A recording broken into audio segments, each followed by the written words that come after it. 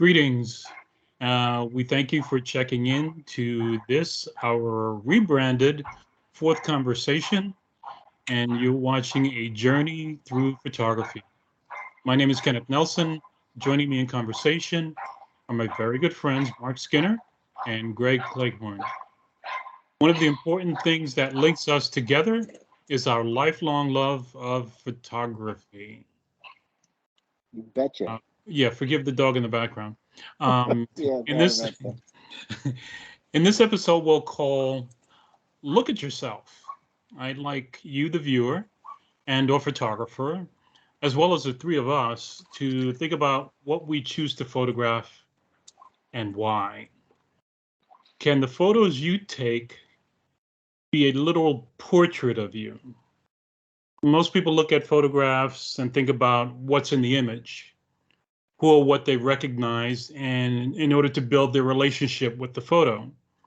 Uh, it's not often that a typical viewer looks at a photo and wonder about the life story of the person who took the photograph.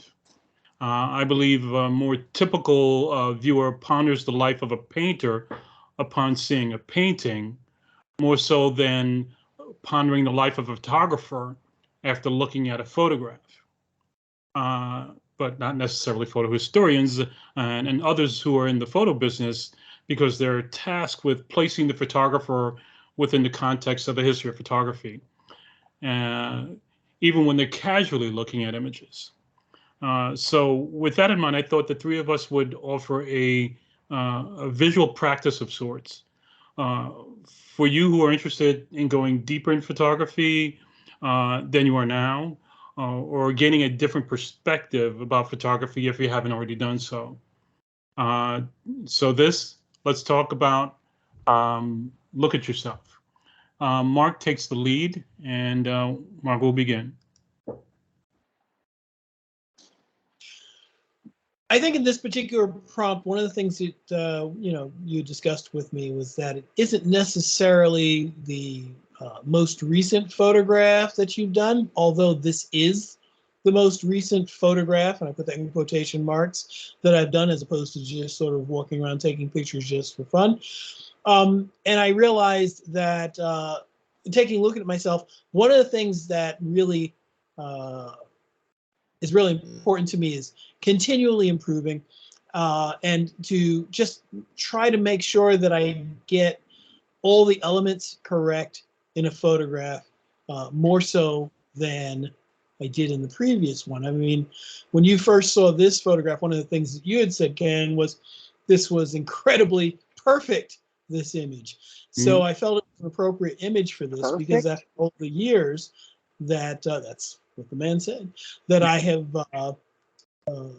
been photographing, I found that this was good. This is not photoshopped in any way, shape, or form. This is the full image as it was taken, and it's not cropped or anything like that. This was done solely with the camera and light, and I think it represents the fact that I did 7-8 years of sports photography, and the fact that I did maybe 10 years of portraiture.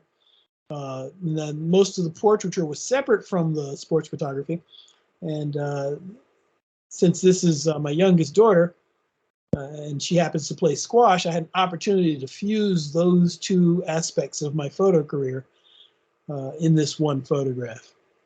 And of course, we did a lot of others, but this was one that I felt was sort of more the fusion of everything that I have done. And this is really where I am right now. This was done about a month ago, and that's really it.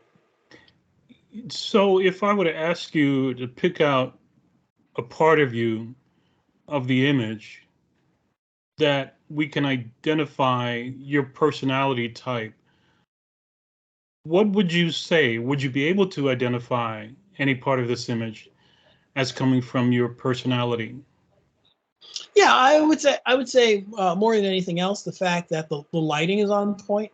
That's probably the best characteristic. The second one would be that the composition isn't one where it's a little closer, so you get a more intimate look at the athlete's eyes, you understand that this is about the personality of a squash player.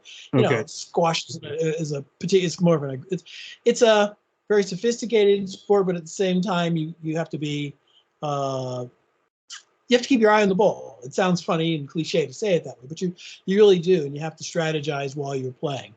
And so it's not just staring at the racket and hitting the ball. You have to keep your eye on where the ball is in the court so that you can know where it's going to go to have to hit it. So in terms of how I approach photography, I'm always looking towards the future.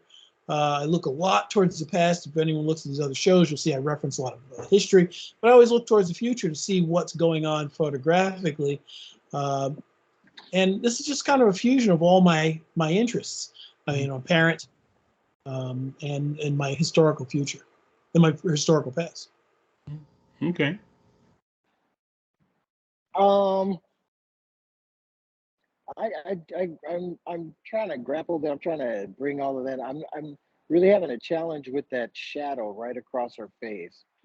And I mean, just two lights, two lights would have popped her a little more, I feel. And squash is like a three-dimensional game. It's like it's four-wall squash or six-wall or whatever, however you want to classify that. 6 walls. It's a three. Well, on some of them you can play the ceiling, the floor and the four walls. Is that the kind of squash she's playing? I think mostly it's 3 walls on the floor. I don't think anyone in that group is playing the ceiling.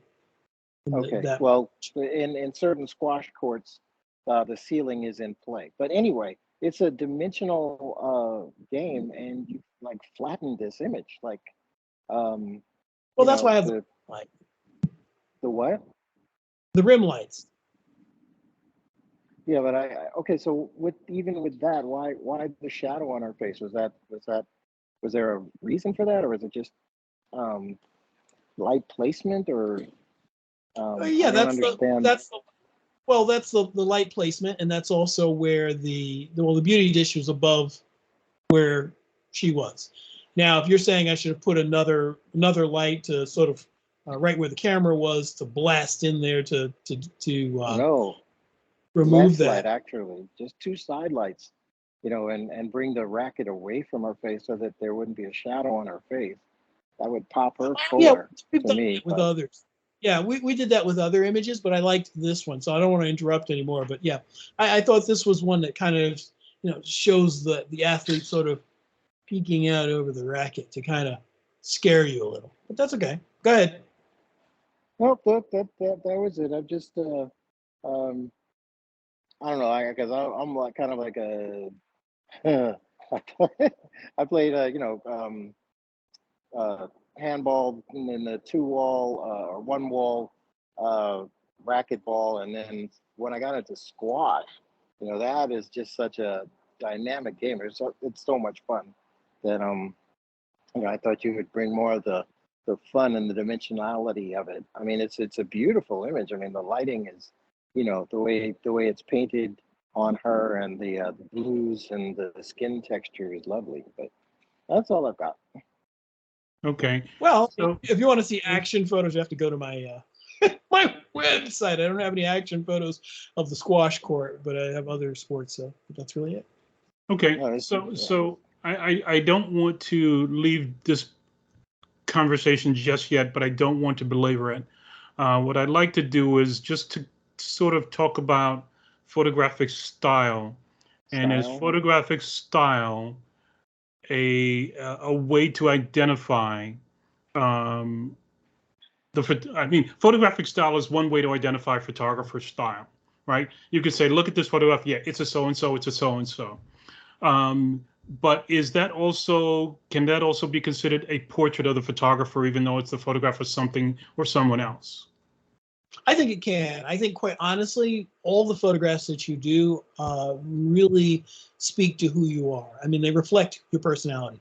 If you're someone who's really interested in lighting, then that'll show up in the photograph. If you're someone who's interested in the interplay of people in a street photograph or even in a studio photograph where you have groups of individuals where arms and legs are all over the place, but they're juxtapositioned in just a certain way. I think that'll be will show up in the photographs. But I think if you're someone who is really more into graphic, and I say graphic meaning, stark colors and lithographic ideals, I think that'll show up. It depends on how you see the world.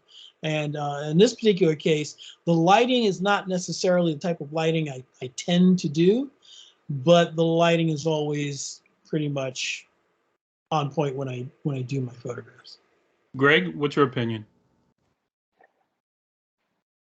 As a player, if I have that bracket in front of my face like that, I'm about to get hit.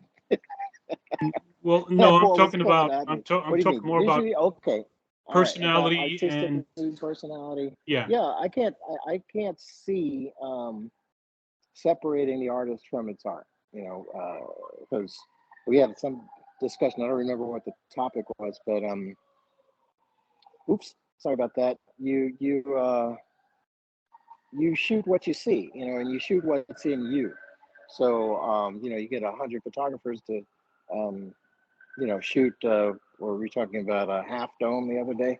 They'll go out and hopefully you'll come back with a different interpretation that would speak to who the photographer is, and not just like the discussion we had, not just plunk the tripod down where Ansel put it and take a similar image, unless that's what you were going for. But yeah, I artistically and thematically and experience wise, you shoot what or what's in you. That I think you can't separate the two. Right, and I'm under the impression that the more, if you are singular in portraiture, then you would probably be more easily identified, and your personality type may be more identified because it's sort of a singular photographic genre that you would be tied to. So if you were to do not only portraiture but weddings and other things of that nature, and you were to sort of show multifaceted parts of your photographic history, then I don't know if you'd be able to be sort of tied down to a or easily identified as the photographer of record for any particular image. What do you think? But I kind of agree, but then I don't, because there's just so much you can do, with the lighting. You could bounce it. You could have, just one strong light. You could have several lights. There's just so much you could do with it that I don't know. It's. I mean, if you want to stick with, Kodak's 4-point lighting, hair light, backlight, side light, main light, fill light, you could do that, and that's a competent portrait. But I mean, if you look at the painters, there's just like the girl with the pearl earring, a portrait like that, where the light is all on her and the light in the background just falls off. Or you have a like a Chuck Close where the light is everywhere, and you're like, it's a different, if it's a different aesthetic, and it's a choice, Right, but So I think what Ken's alluding to, and maybe tell me if I'm wrong, is the idea that can one develop a style? And I think in your absolutely. what you just said says that one can. Now the question is, will you? Will you as a photographer decide that I'm not going to goof around with any particular other lighting. I'm not going to goof around with any other particular subject matter. I'm not going to goof around. Well, I'm trying to get the brass tacks here. And that is, the idea of creating a style tends to talk about there's a subject I photographed. There's a particular space in which I photographed that. There's a particular treatment of the lighting. do I wait for daylight? I mean, there are photographers who only photograph from 10 a.m. to 2 p.m. in the afternoon because that's when the light's just right in their studio, and they don't use any strobes at all. The idea that, this is what I do because I only do this and I'm refining this. I mean, Matthew Jordan Smith was the king, or is the king of the beauty dish. And he really works with, he does other things, but he really works with the beauty dish and understands exactly what real beauty dishes are, not some of these other things that came out after the real beauty dish, but the real beauty dish, what it does and how light falls off on the cheeks and how it renders in every aspect of a face. And he knows how to do that. And a lot of people don't, because, a lot of people are, they buy one, it's a $30 beauty dish. They go, oh, I look at that. And it's really just a big pan. But the idea of style is about really working a subject, a material, and I say material, I should say a subject and a treatment is always horizontal. I mean, Ralph Gibson says it's always vertical, right? Always with a 50 millimeter lens. Mm-hmm. Yeah, and I think right. Then I guess we're just having a wide ranging conversation, and we're not sort of saying that you should do this or you should do that. We're just talking in general. We're not saying anything specific that you should abide by, but just how to identify a personality type or someone's self-portrait within a photograph they've taken. Let's go on. And let's go on and do Greg. Greg's going to show what he's brought Yeah. to the table Okay. for his portrait. Just to like I don't know, put an end cap on that. The last part of that was, well, I mean, we are, as classically trained, or however you train yourself, there are certain conventions of portraiture, and from paintings and what they call painterly styles and such like that, and it kind of bled over into photography. But I just like the idea. I know you may laugh at it, Mark, but keep shooting. Try different things, different lighting, different cameras, different angles. What works for you to get your own visual language is what works for you, and try to find that. That's the journey that I hope that we are talking about going on. But like this image that I captured down Santa Monica way, I just just happened across this morning. Was it morning? Well, it's kind of late afternoon, or heading towards late afternoon. And I do like a certain photojournalistic quality to my work, and I want to have spontaneity in the image, and I hope to capture that. I feel that is a characteristic of the work that I really really enjoy doing. Um, and not on top of that, just the to play with the technical parts of it, because I put it in Photoshop and I just had it in black and white, and I liked it in black and white. I liked it in straight color because it turned into a black and white image pretty much, just the time of day and such. But then, I started playing with the curves, and I got that nuclear acid. What do in that puddle, when you get a puddle of water after the rain in a parking lot, and it changes the rainbow colors because of the oils and such Mm-hmm. in the concrete. I kind of like that. I wanted to add that to it because in the background there was the midway of Santa Monica Pier. The rides and the Ferris wheel and all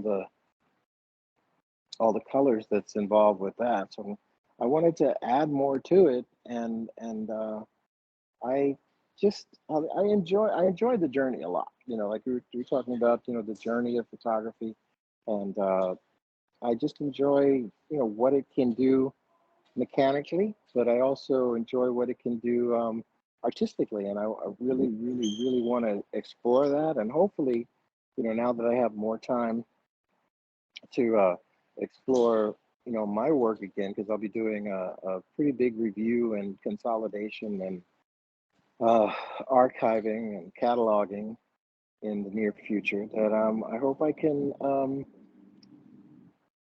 fine tune my language, my photographic language, because I feel I have a lot to say, and I want to be able to say it clearer visually. So that's where I am with that. If that's a definition for the topic. Another great topic, Ken. Thank you. Okay. Yeah. Then I have a question. Then, well, I mean, you want to be able to say something clearly. What are you clearly saying from your point of view with this particular image? I think we've had that discussion several times. What do you mean? Not like a title or something like that. Is that what you mean? What do you mean? What am I trying to say? What is the message? I mean, you've described elements of the photograph, but what are you communicating with this image? What is the intentional message that you'd like to communicate by showing this? Because you said you want to communicate, so. Yes, for me, non-verbally, one of the highest compliments that I feel that someone could give me is just if they stand and I can see their eyes just exploring the elements of the image, because the way every person experiences an image is theirs, and I'm just putting on canvas or capturing, and putting on canvas, adding digitally to the image what I felt in that moment. The joy of being, weightless, and he seems to be having an absolute wonderful time swinging up in the air, but unfortunately he's also anchored to the rings and to the ground, and the circles of the rings mimicking the circles of the Ferris wheel, and the bars mimicking the lines in the roller coasters, and I would just hope that someone looking at it would be able to, have their own experience in this image. I could say this is what I chose to capture, but you can see that. What your experience with it is your own. Well, but this image as it's presented this image was manipulated in post to some extent. Manipulated, right? Just the colors were manipulated. It basically turned into because I'm shooting into the sun, it basically turned into a black and white image. He was basically silhouetted, right. Sure. So what are you saying? Right. So what I'm asking is, you've applied colors to an image that had basically turned into a black and white image. I mean, you've made alterations to the original capture. Okay. Where are you going with the capture? Then with the manipulation, I mean, was there any intention in what you did in creating this, or well, that's it. What were you looking to achieve as a message or as a feeling? The weightlessness in the original capture, I get, but I'm wondering what you're trying to convey. What message are you conveying with the multiple colors? I'll flip it back to you. What do you see? I see a solarized. Hello? I think he says he sees a solarized image. Yes. You dropped out, Mark. Complete your thought. No, I'm saying that was it. I just see a solarized image, but I don't know what I'm supposed to convey from the what application. You're supposed to convey? Yeah, what am I supposed to? I would be conveying something. What you would be interpreting. What am I supposed to infer? Well, what am I supposed to infer? I mean, you I would be inferring because I shot it. what do you see? That's your interpretation. I think you'd be implying and I'd be inferring, but I think the main thing is that I wanted to know what would I infer from this? Because you mentioned the fact that you have a journalistic, what's the message you're conveying? It just looks like kind of fun to me. You know, I've Okay. not skydived yet, but I have hang glided, and it's an interesting, sensation. I have swung back and forth on rings. You know, there's a childish, not childish, but a childlike quality to being, on swings. You know, that's just pure Right. fun. It's whimsy, but there's no particular meaning to the application of the effect. Not necessarily whimsy. Whimsy is definitive. Whimsy is an inference. If you believe you see whimsy in it, that's not what I intended. It's just the lightness of being. I mean, I could get poetic. I mean, I have written poetry about certain images, and I could go there if you want to, but all I wanted to do was capture this man in flight. There was freedom. There was the joy, and I mean, how can you look at an amusement park and not think of just a fun place to be? And Yeah, I don't know I what else understand there what is. you're saying, but this is very the heavy dark graphics don't necessarily connote the fun that I had when I experienced amusement parks. But I don't want to belabor. I mean, that's going to be different. Said that, Yeah. Hey, Greg, Yes, sir. if we were to try and come up with a personality of the person who took this Personality. photograph, Uh, what would that personality be? wow. Oh man. Just one flavor? I was watching No, a Star Trek, an old Star it's Trek episode, and multifaceted. they gave him a vanilla ice cream cone. He's like, it's only got one flavor. I mean, what, go ahead. What was the Yeah, question because again? personality is not necessarily singular. Personality is Personality. multifaceted.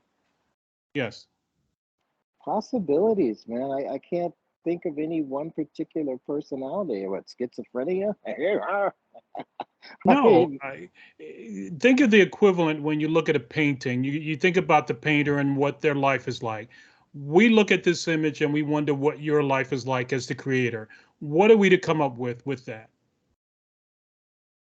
well, what I would flip it around again. What do you see? What would you see if you were to think of the personality of the photographer? What would you glean from this image?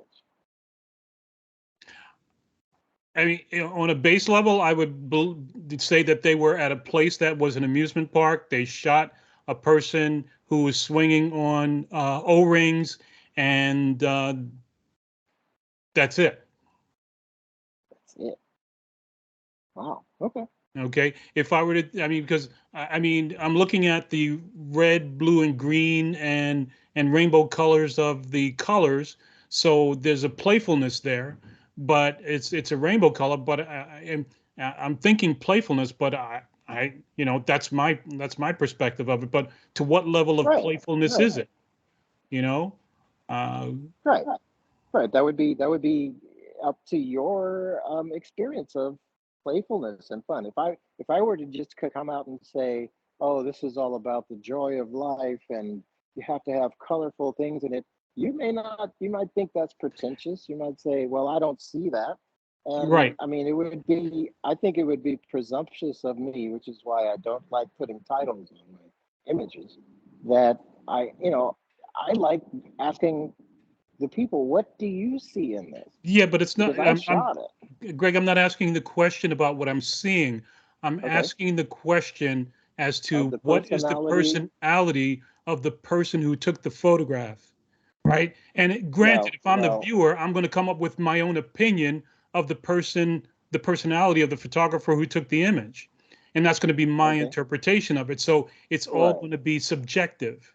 I'm trying to think Okay. objectively about an So image, about the person who created it, to get some I objectivity about the yeah, personality and whether it uh, matches the image and what my subjective thoughts are about the image itself. Yeah. I hear what you're saying. I don't think it's possible to be subjective and objective when you're experiencing something. Because I mean, you could go to dinner and have pick a chef. One of the baddest chefs on earth fix something, and if your palate isn't into it, it's just another burger or whatever. But for this, my personality, I like to have fun. I like to push the boundaries. I like the freedom of an open sky, and then the differences. I mean, I get a kick out of Okay, unexpected rainbows. so experimentation, right? With Yes, yes, definitely. experimentation. Okay, Right. so And we see that aspect of your personality because this is an experimental thing. So okay. that is one thing I will surmise from looking at that image, is that the person who took this photograph is has some likes to experiment, right? But Okay. I'm not going to be one dimensional in that personality. I'm going to think other things as Yeah. well. Yeah. I mean, it's a layered image. If all you see is that one element, then you've missed it. This is a layered image. It's like, Well, why what is why the is the it guy in that he silhouette? missed? I'm sorry. What is the well? I've asked that. What is the it that you're saying that Kenneth is missing?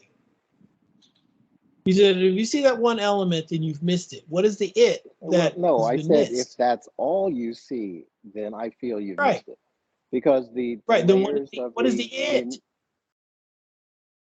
the amusement park in the background, the colors, and how they talk to each other. There's it's having its own dialogue. I mean, to just pick one thing and cubbyhole it. Oh, it's got a lot of colors. Oh, he likes fun stuff, and then move on to the next one. It's like, looking at Mm, I'm not comparing myself to Van Gogh, but you look at the way he drew Starry Night or painted Starry Night, and why did he do the Well, yellow circles in it? you Okay, and you then move you on to the could next one. you could compare yourself to Banksy. I mean, if you had some text in this, some poignant message. No, I mean, I do some with text, but this was just fun for me. okay. The photojournalistic, waiting for this moment where the guy was almost out of the frame, you know, and the lines of the structure that is supporting him in and out of the frame, the stanchions, so the rest of the apparatus to the right of the frame, for other, I have one of these in the series with a guy climbing one of the ropes, but I guess get a kick out of the roller coaster and all the lyrical motion in the image that your eye goes through as it goes through the image. I just get a kick out of it. Okay. All right. Let's move on. Okay. Okay. All right.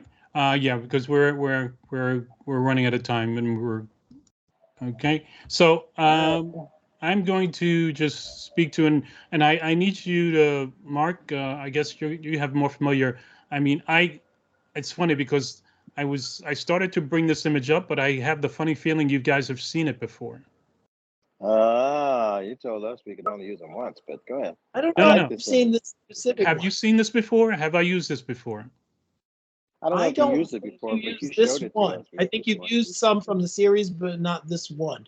Maybe Okay. I'm wrong, but I don't Okay. think you. I know you've used the one with the cart. Okay. All right. So I will continue to use this one and speak to it. Um, Now, I hope that, of course, this is a series I've been working on for actually quite a while. It originated somewhere in 2011, but I really didn't start to really put into effect, or at least shoot dedicated to it, until maybe 2019, 2020. And what I enjoy about this is the uh, duality that plays itself out within this series, and within this here, it's this particular image was photographed in 2021, so it was during the pandemic, and I guess I can make some allusions to the inside looking out, or the outside looking in, or doppelganger, and things of that nature, or even You mean science. duality in yourself or just the image? Oh, within myself, absolutely. Okay. So it goes without saying, absolutely. That's definitely a part of my personality. As an introvert, an admitted introvert, this is part of it. There's parts you see and parts you don't. There's a Hmm. reflective nature that will only show what I want you to see versus that which is totally wholly within that can't be seen totally. So there are those things about my personality that are on exhibit within this image. Of course, if you don't know me, you won't pick that up. You as a person who doesn't know the photographer, as a person who doesn't maybe even think about the photographer when they look at an image, it won't be a blip. But if you're one to not just casually look at a photograph, but actually entertain thoughts about the who, the why, the where, the when, the how, and the what, then you may come up with thoughts and ideas. But again, as you said, it'll be a subjective thought about an objective thing, but only through the eyes of the photographer who took the photograph, not necessarily the viewer who's looking at it. Well, what I like about this That's a lot is tough. that there's the reflection of the gentleman. He appears to be staring into a reflection. I get a feeling that he's staring into a shop window that's next to the reflective surface, or part of this reflective surface is part of that same row of windows, but he's not really looking at himself. But from your perspective, it does look, from the photographer's perspective, it does look like he's looking at himself in a funhouse mirror. And I think that's kind of an interesting thing, because there's a sense of carnival in Times Square. I mean, Times Square, Coney Island, they have similar energies in terms of their tourist spots, their places where people congregate. There's a lot of live, free entertainment. There's street food. There's a lot of lights. So they're similar in many respects. They're just as famous as one another, and so it's very interesting that in this particular photo, he's staring what seems to be in a mirror, but I'm pretty sure it's not. And you can see the police department sign above his face on one side, but not on the other. And as you go through the entire photograph, it's kind of interesting to kind of go back and forth to see what's in the reflection and what isn't. Mm. Did we lose him again? No, great. Go ahead. You had something to say? Go ahead. No, you guys are chipmunking again. No, I was I like this series. I like the reflections, but that's tough. I know in this day and age when folks can just go on to your Instagram page or your Facebook page and see a body of your work, then yeah, then you can say that they can get an idea, but of the photographer from what they see. But in general, if folks just come up and see an image, it's hard to um, you know get an idea of the photographer that shot it. For me, it's possible you could. For me, I mean, I wouldn't even go there. I would just try to see what I see in the image, and because of my experience, what I would take away from it would be mine. I like this series because it does have that introspective quality to it, and and glad that I do know you. I can see the introvert in you when it's like, how can you be introverted in this city of millions? It's almost a duality, which you captured really nicely in this duality of this reflection of you know what they call the greatest city on earth. Not that I'm knocking that. I grew up there. It is a great city, but it's just it's just so involved. And now you got all of that empty space with a city of millions is just stunning to me. That I take that away. All the empty space is what blows me away mostly about this image. You know what you should do for yourself, Ken? Just one day, crop it as a pan. I was gonna say as an X-pan image, the wide format, just to see what you would get in that panoramic. Yeah. Because it's evident that you have photographed a lot in that panoramic format, because this reads really about that line of people, and it's a chorus line. You're on Broadway. It's a chorus line of people behind the star, and you can see there are a lot of influences.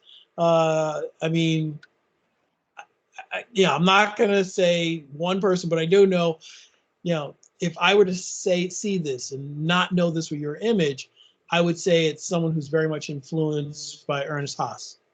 I know maybe there are other photographers, but I would say that they were very much influenced.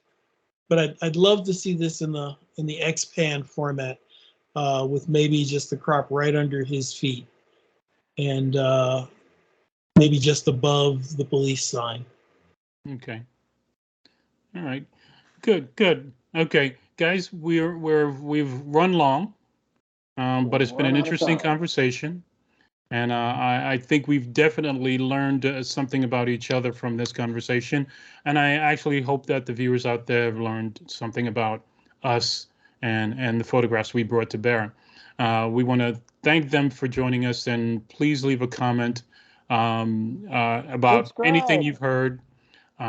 We'd appreciate it, and we will definitely communicate back if you do so.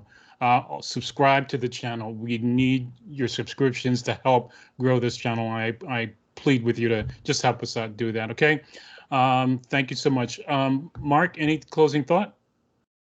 Yeah, I think that photograph of Grace could use some really nifty inscription about sustainability in the world, and I think it'd be a really good Banksy style painting. So. Okay. Of mine, the one of mine. Oh, okay. Okay, I'll think of that. Go ahead. Well, Greg, any closing thoughts? I'm gonna make Marc really angry. Keep shooting. Learn your equipment and explore. Enjoy photography. It's fun. Okay. Thank you so much. My name is Kenneth Nelson. I'm here with my good friends Marc Skinner and Greg Cleghorn, and this has been a journey through photography. We'll see you soon.